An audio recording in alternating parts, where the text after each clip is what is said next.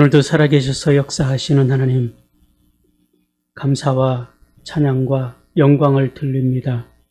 우리가 무엇이간데 부르시고 택하셔서 하나님의 자녀 삼아주셨으며 또 이 귀한 사명을 감당하게 하시는지, 하나님, 그럼에도 불구하고 우리는 여전히 세상의 것들을 탐하는 어리석은 인생임을 고백합니다.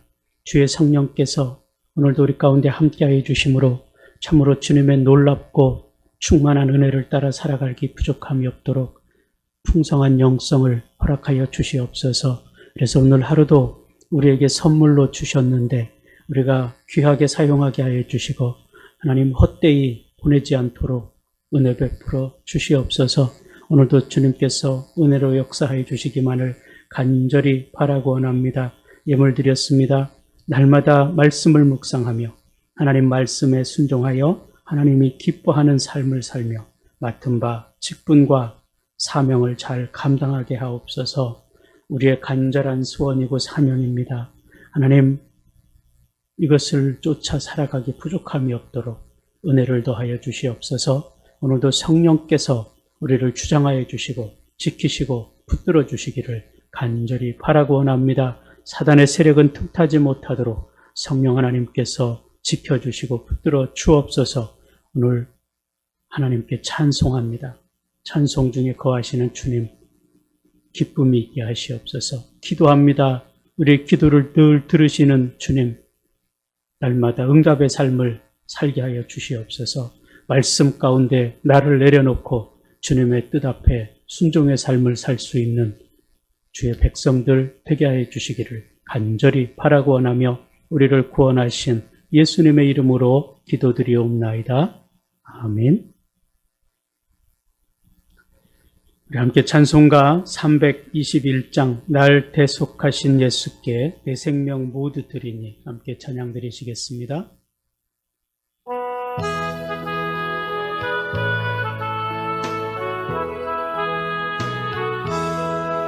날 대속하신 예수께 내 생명 모두 드리니 늘 진실하게 하소서.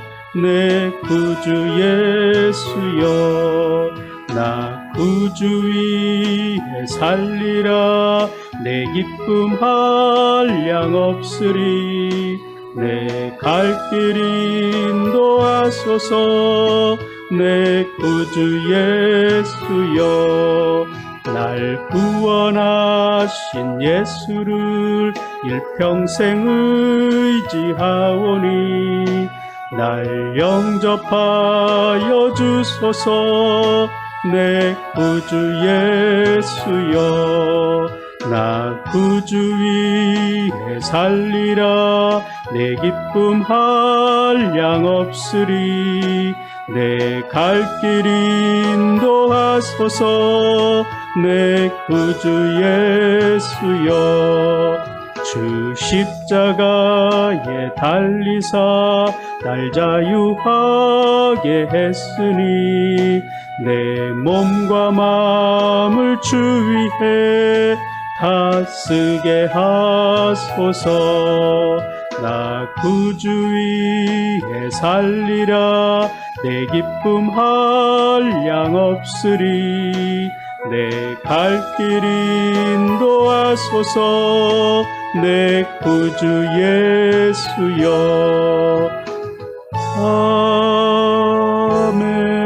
아멘.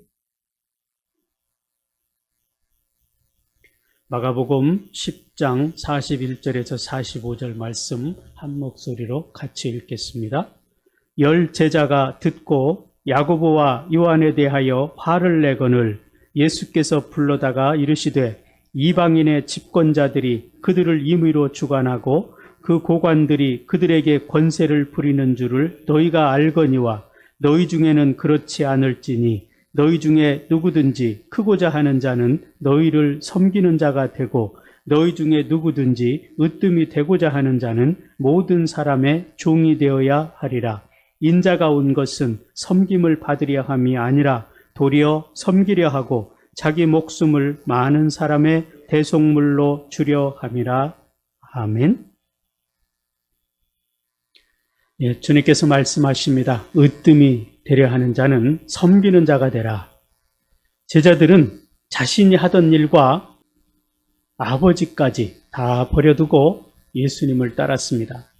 그 정도로 헌신적이었습니다. 그들만큼 예수님을 위해 충성한 사람들도 없었습니다.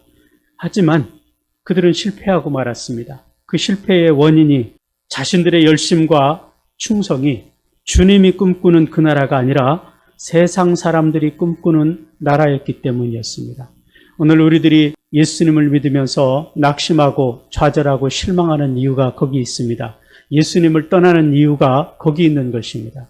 주님이 원하는 나라, 주님이 꿈꾸는 나라가 아니라 내가 원하는 나라, 세상 사람들이 꿈꾸는 나라를 바라보고 있기 때문에 그렇습니다. 제자들은 지금 누가 더 높은 자리에 오를 것인가? 그것을 두고 다툼을 벌이고 있습니다. 예수님은 십자가를 향하여 나아가고 있지만 제자들은 높은 자리를 탐하고 있다는 사실이죠. 급기야 형제였던 야고보와 요한이 예수님께 높은 자리를 얻기 위해서 청탁을 하는 모습을 보였습니다. 도저히 주님을 위해 모든 것을 버린 사람이라고 볼 수가 없는 그런 행동을 보인 것이죠. 예수님께서는 십자가의 죽음에 대해서 말씀하셨습니다. 그러나 권력욕에 취해버린 제자들에게 주님의 그 말씀은 들리지 않습니다. 자신들이 원하는 대로 해석해서 받아들였습니다. 주님의 말씀에 귀를 기울이지 않고 이 땅에서의 성공에만 관심을 두고 있었던 것이죠. 주님께서 그들에게 3번씩이나 고난을 받으시고 죽으시고 부활하실 것임에 대해서 말씀을 하셨지만 그들은 이해하려고도 이해하지도 못했습니다. 아마도 그들이 모든 것을 버려두고 예수님을 따른 것, 그것은 예수님께서 이 땅에 왜 오셨는지를 잘 알지 못했기 때문에 그런 것입니다. 그들은 예수님께서 많은 기적을 행하실 때에 예수님을 보고 그런 기적을 행하시는 주님을 보고 수많은 사람들이 예수님을 따른 것처럼 자기들도 자신의 모든 것을 버려두고 예수님이면 내 인생을 성공적으로 이끌어 가실 수 있게 하실 분이라는 확신을 가지고 있었던 것이죠. 하지만 그들이 기대했던 것과 다른 방향으로 가시는 예수님을 보았을 때 그들은 하나같이 예수님을 다 떠날 수밖에 없었습니다. 그들을 기대했던 예수님은 그동안 세상에서 누려보지 못했던 권력과 명예와 부를 누려보기 원했던 것이죠. 그 기회라고 생각을 했습니다. 자신들의 이익을 추구하는 그들에게 하나님의 나라에 대한 희망은 찾아볼 수가 없죠. 그러나 십자가에 돌아가시고 부활하신 예수님을 만났습니다. 성령의 역사를 경험합니다. 그리고 그들의 인생이 달라지기 시작했습니다. 예수님이 원하는 나라, 예수님이 꿈꾸는 나라를 위해서 자신의 목숨을 기꺼이 바치는 제자가 되었다는 사실이죠. 그때 그들은 주님이 걸어가신 그 길을 걸을 수밖에 없었습니다. 사람들은 누구나 섬기는 자리보다는 섬김을 받는 자리를 원합니다. 이것이 인간의 욕심이고 인간의 욕망입니다. 제자들은 섬김을 받는 자리에 앉고 싶은 욕망을 숨기지 않습니다. 그런 그들에게 예수님께서 섬김을 받기 위해서 오신 것이 아니라 섬기려 오셨다고 말씀하셨습니다. 예수님을 구주로 믿는다면, 예수님의 제자라면 당연히 섬김을 받는 자리보다 섬기는 자리로 나아가야 된다는 이야기죠. 높아지는 자리로 가려 할 것이 아니라 낮아지는 자리로 가야 된다는 것입니다. 하지만 인간의 본성은 낮은 자리가 아니라 높은 자리로 올라가고 싶어 하는 겁니다. 수많은 사람들이 높아지기 위해서, 더 많이 갖기 위해서, 성공을 위해서 공부하고 땀 흘려 일하게 되는 거죠. 그러므로 성령의 도우심이 없이는 섬김의 자리로 갈 수가 없다는 겁니다. 예수님께서 친히 수건을 허리에 차시고 제자들의 발을 닦아주셨습니다. 친히 섬김의 본을 보여주셨습니다. 그럼에도 불구하고 그들은 스스로 낮아지기를 거부했습니다. 야고보와 요한이 요구한 자리가 그 섬김의 자리가 아니라 높아지는 자리였죠. 그런데 그 10명의 다른 제자들의 마음도 다르지 않습니다. 그들도 여전히 야고보와 요한처럼 자리를 탐하고 있는 것을 보게 되죠. 만약에 교회의 수준이 이 정도라면 어떻게 되겠습니까? 우리의 롤 모델인 이 초대교회는 탄생하지 못했을 것입니다. 제자들의 그 모습이었다면 하나님의 나라가 이 땅에 세워질 수가 없었을 것입니다. 그러나 그들이 예수님께서 왜 이 땅에 오셔서 그 고난을 당하시고 죽으시고 부활하셨는지 그것을 진정으로 깨닫는 순간 그들은 하나님의 나라를 세울 수밖에 없었고 초대교회를 만들 수밖에 없었다는 이야기입니다. 성령에 이끌려 살아갈 때 성령이 충만하게 은혜를 베풀어 주시고 그 은혜를 받아 누리고 살 때 이와 같은 역사가 일어나는 것이라는 겁니다. 우리 인간은 욕심대로 살 수밖에 없는 그런 어리석고 연약한 존재였음을 우리는 잊어서는 안 될 것입니다. 높은 자리에 앉기를 탐하는 자들이 많기 때문에 굳은 일을 하는 사람들이 없어요. 큰 교회 같은 데도 사람이 많지만 식당 봉사하는 사람이 없어서 일꾼을 불러서 봉사하게 한다는 거예요. 돈을 주고 사람을 사서 봉사를 하게 한다는 겁니다. 이게 오늘날 하나님의 교회 안에서 일어나는 문제들입니다. 어렵고 힘든 일, 그런 건 하려 하지 않아요. 높은 자리에만 앉고 싶어 하는 거죠. 입술은 주님을 따른다고 고백하는데 몸과 마음은 여전히 높은 자리를 탐하는 제자들과 다르지 않다는 거죠. 예수님께서 세상에 속한 사람이 어떤 사람인지를 분명하게 말씀해 주셨습니다. 제자들에게서는 그런 모습이 없어야 된다는 거죠. 요한복음 15장 18절 19절에 보면요. 세상이 너희를 미워하면 너희보다 먼저 나를 미워한 줄을 알라. 너희가 세상에 속하였으면 세상이 자기의 것을 사랑할 터이나 너희는 세상에 속한 자가 아니요 도리어 세상에서 나의 택함을 입은 자인고로 세상이 너희를 미워하느니라. 이 세상 나라와 하나님의 나라는 물과 기름과 같습니다. 섞일 수가 없어요. 그렇기 때문에 하나님의 나라에 속한 사람들은 세상으로부터 미움의 대상이 될 수밖에 없습니다. 세상에서 우리가 아무 문제 없이 잘 어울려 살아간다는 것. 어떤 면에서는 그리스도인들에게 이 삶의 모습은 좀 문제가 있다는 겁니다. 왜냐하면 천국을 살아가는 우리들과 세상과 삶의 방향과 목표가 다르기 때문에 그렇습니다. 세상에서 택함받은 자는 정직하기 때문에, 공의롭기 때문에, 선하기 때문에 그렇지 못한 세상 사람들로부터 미움을 받는 것이 정상적이라는 거예요. 다니엘에게도 늘 정적이 따랐습니다. 에스더에게도 역시 마찬가지였고 모르드게에게도 역시 마찬가지였고 세례 요한에게도 마찬가지였습니다. 예수님의 삶 속에서도 여전히 마찬가지였습니다. 바리새인들과 서기관들 그들이 예수님의 삶을 탐탁하게 여기지 않았습니다.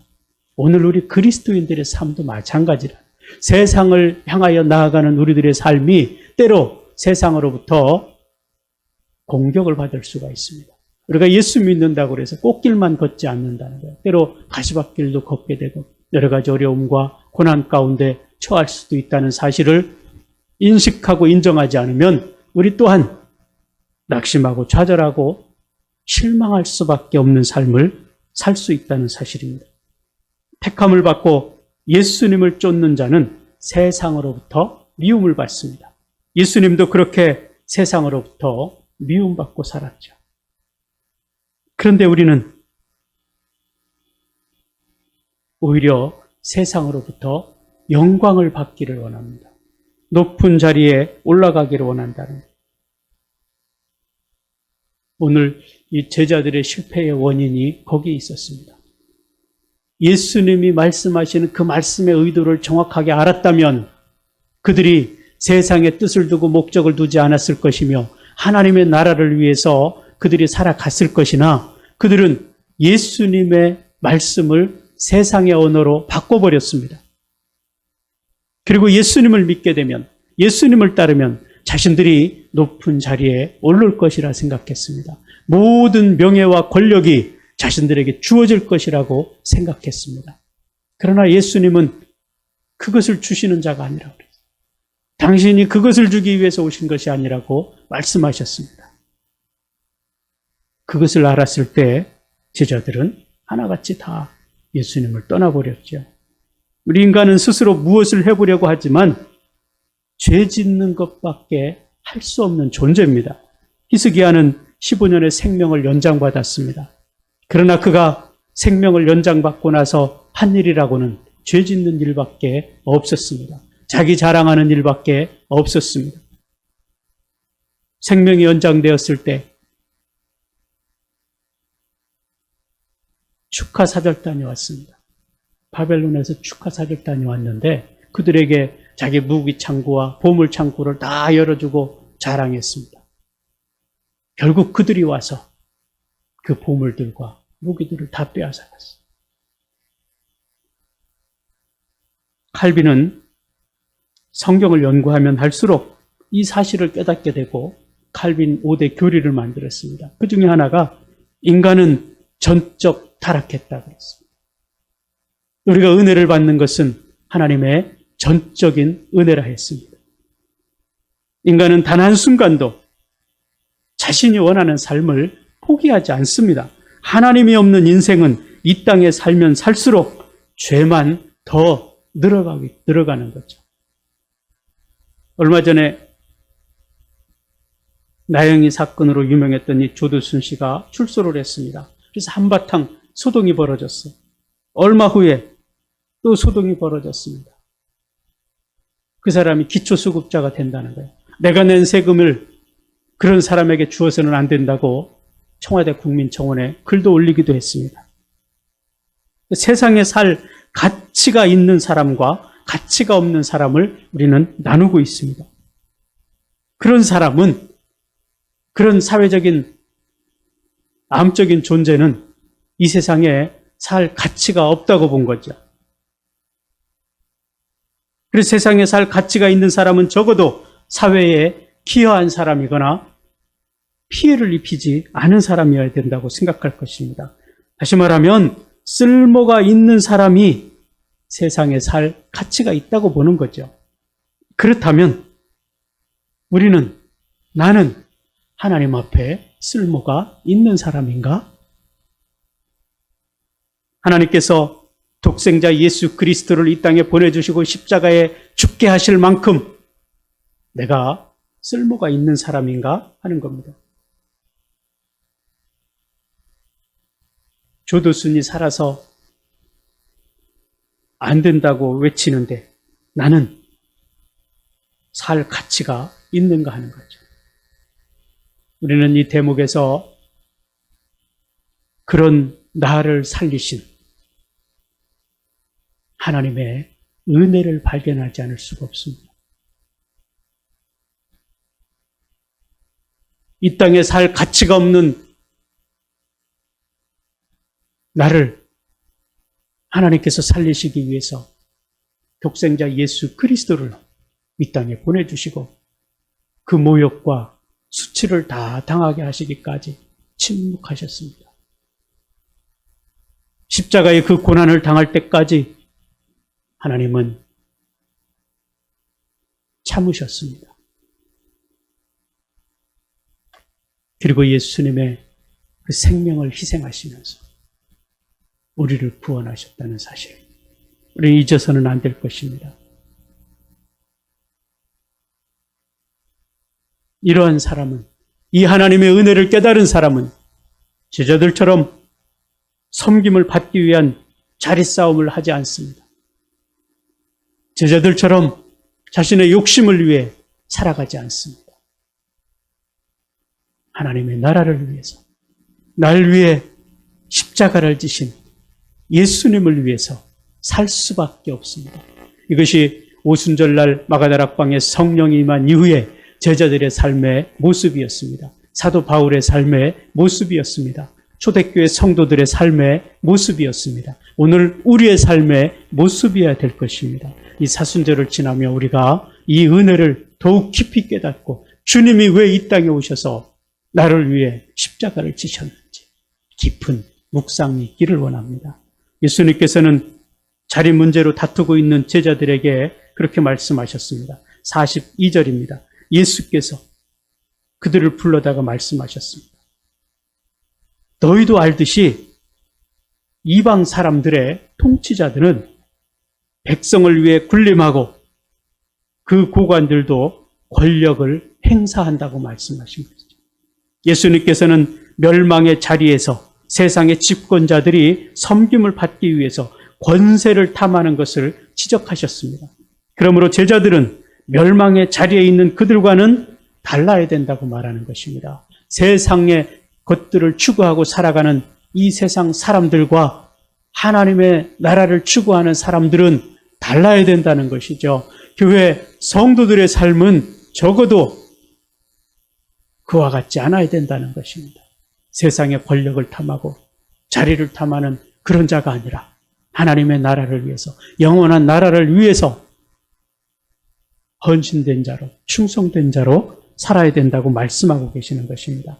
그 말씀이 43절에서 45절의 말씀입니다. 거기를 한번 보겠습니다. 그러나 너희는 그렇게 해서는 안 된다. 오히려 누구든지 너희 중에서 큰 사람이 되고 싶은 사람은 너희를 섬기는 자가 돼야 하고, 누구든지 으뜸이 되려는 사람은 모든 사람의 종이 되어야 한다. 인자 역시 섬김을 받으려 온 것이 아니라 섬기러 왔고 많은 사람들을 구하기 위해 치를 몸값으로 자기 생명을 내어주려고 온 것이다. 쉬운 성경에서 이렇게 번역하고 있습니다. 예수님께서 이 땅에 오신 이유는 자기 목숨을 많은 사람의 대속물로 주려 함이라 그랬습니다. 섬김을 위해서 이 땅에 오셨다는 것입니다. 그러나 제자들은 섬김을 받으려 하고 있는 거예요. 섬김을 위해서 이 땅에 오신 주님을 통해서 섬김을 받으려고 하고 있는 그들에게 결코 승리는 없을 것이죠. 이제 우리가 다음 달이면 서울시장 선거가 있습니다. 선거가 있기 전에는 후보들이 저마다 다 섬기는 자가 되겠다고 합니다. 그러나 문제는 당선이 되고 나면 섬기는 자가 아니라 군림하는 자로 변해버리는 것.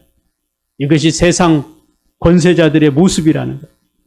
권세를 탐하는 자들의 습성이라는 것이죠. 이것이 인간의 탐욕이라는 것이죠. 예수님께서는 40절에서 말씀합니다. 그런 것들은 당신이 줄 것이 아니라 그랬어요. 누구든지 예비된 자들이 얻을 것이라 그랬습니다. 다른 제자들의 분노는 야고보와 요한이 가진 그 관심과 동일한 것이었고 그들 마음속에서도 여전히 똑같았다는 이야기. 그런 그들에게 예수님께서는 하나님의 나라의 백성들은 어떻게 살아야 되고 어떤 생각을 가지고 있어야 되는 것을 가르쳐 주셨습니다. 이 세상을 살아가지만 섬김을 받으려는 자가 아니라 섬기는 자가 되어야 된다고 말씀하셨습니다. 예수님이 살아계실 때에는 그들이 그 말씀이 무슨 말씀인지를 이해하지 못했습니다. 그러나 예수님이 십자가에 죽으시고 부활하신 후에 비로소 그들이 예수님이 이 땅에 계실 때 하신 말씀들이 무엇인지를 깊이 깨닫고 통회하고 자복하는 역사가 일어났습니다. 땅을 치고 후회합니다. 그리고 그들의 인생이 완전히 바뀌어버립니다. 섬김을 받으려 했던 그들이 이제는 섬기는 자로 바뀌었습니다. 세상 나라를 추구했던 그들이 이제는 하나님의 나라를 추구하는 자가 되었습니다. 그래서 목숨을 걸고 예수가 그리스도라 전하기를 주저하지 않았습니다. 이것이 예수님을 만난 사람들의 특징입니다. 이것이 성령의 능력을 경험한 교회의 모습입니다. 오늘 이 땅의 교회들이 이 모습을 회복해야 될 것입니다.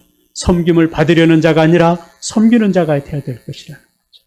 오늘 우리의 삶의 모습이기를 원합니다. 그래서 우리가 이 사순절을 지나며 참으로 예수님이 나에게 어떤 존재인지, 주님이 무엇 때문에 나를 구원하셨는지 분명하게 알고 우리가 하나님의 나라를 드러낼 수 있는, 세상 속에 주의 은혜를 선포하고 드러낼 수 있는 그 믿음의 삶을 살아갈 수 있기를 원하고, 오늘 하루도 주님이 주시는 그 놀라운 은혜 속에서 주님이 주시는 그 사랑을 깊이 우리 마음속에 새기면서 그 은혜로 살아갈 수 있는 복된 하루가 되게 되기를 주님의 이름으로 축복합니다.